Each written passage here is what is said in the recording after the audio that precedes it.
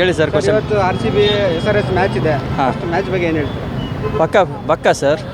First match 18 ವರ್ಷ ಆದಮೇಲೆ starting ನಮ್ಮ ಥರನೇ ಆಗ್ತಿದೆ. ಸೊ ವಿರಾಟ್ ಕೊಹ್ಲಿ ನೋಡೋಕೆ ಬರ್ತಿದ್ದಾರೆ ಎಲ್ಲರೂ. ಸೊ ನಾವು ಅದಕ್ಕೆ ಹೋಗ್ತಿದ್ದೀವಿ.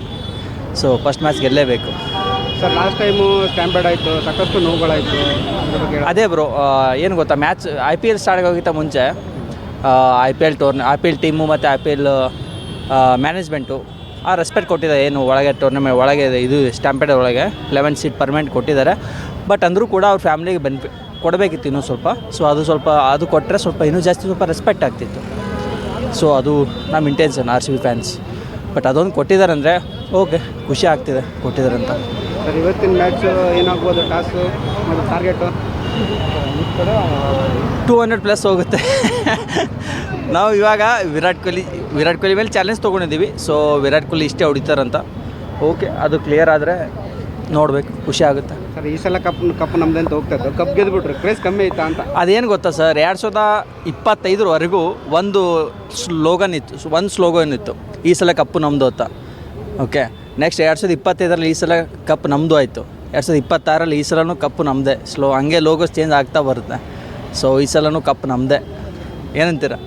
ಇವತ್ತು ಆಟದಲ್ಲಿ ಯಾರು ಶೈನ್ ಆಗ್ಬೋದು ಸರ್?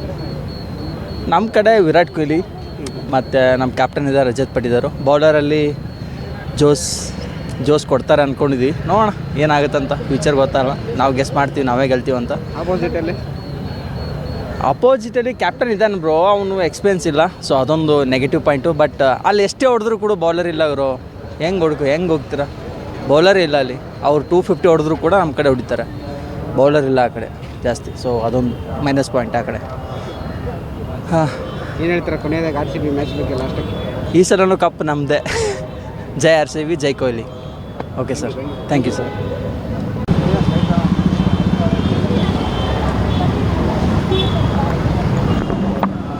ಬೇರೆ ಅವರು ಸುದ್ದಿ ಆಟ ಮಾಡೋರು ಕಷ್ಟಪಡ್ತಾ ಇರ್ತಾರೆ, ಗಾಡಿ ಹೇಳ್ತಾರೆ, ಅವ್ರಿಗೆ ನಾವು ಫ್ರೀ ಆಗಿ ಕೊಡ್ತೀವಿ ಗಾಡಿ.